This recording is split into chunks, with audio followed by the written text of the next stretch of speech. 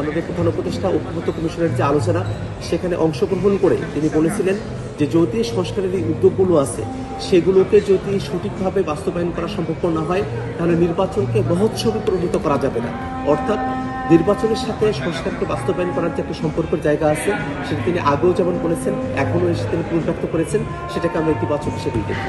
আমরা মনে করি বাংলাদেশে একটা নির্বাচন হতে হবে এবং সেই নির্বাচন সকলের কাছে গ্রহণযোগ্য একটা নির্বাচন হতে হবে। সেই নির্বাচন ফেব্রুয়ারিতে সময়সীমার কথা বলা হয়েছে, সে সময় এখনও সরকারের হাতে রয়েছে এবং এর আগেই লেভেল প্লেইং ফিল্ড নিশ্চিত করা সম্ভব, এর আগেই বাক প্রশাসনকে নিরপেক্ষ করা সম্ভব এবং এর আগেই আইন শৃঙ্খলা পরিস্থিতিকে সরকার তাদের মতো করে এটাকে নিয়ন্ত্রণে নিয়ে আসতে পারে এবং সংস্কারের যে এজেন্ডাগুলো ঐক্যমত্য কমিশনের আলোচনা চলছে সেটাকে বাস্তবায়নের একটা পথ এবং আইনি ভিত্তি দেওয়ার একটা পথ আমরা রাজনৈতিক দলগুলো ঐক্যমতের ভিত্তিতে গ্রহণ করতে পারি, সরকার সিদ্ধান্ত গ্রহণ করতে পারে এবং বিচারকেও দৃশ্যমান পর্যায়ে উন্নীত করা সম্ভব।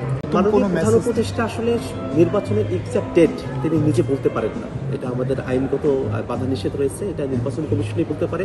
তিনি ফেব্রুয়ারির প্রথমার্ধের যে কথা বলেছেন এটা দীর্ঘ সময় ধরে বলে আসছেন।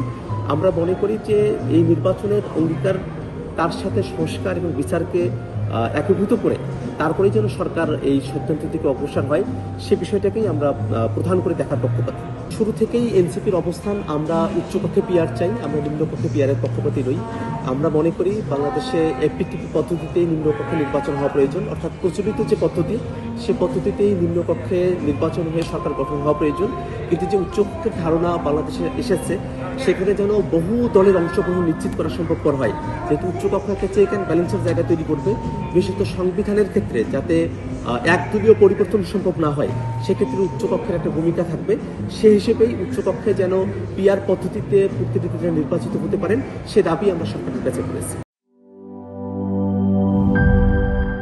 বান্ডেল থাকলে প্রতি সেনমানিতে টাকা বাঁচবে।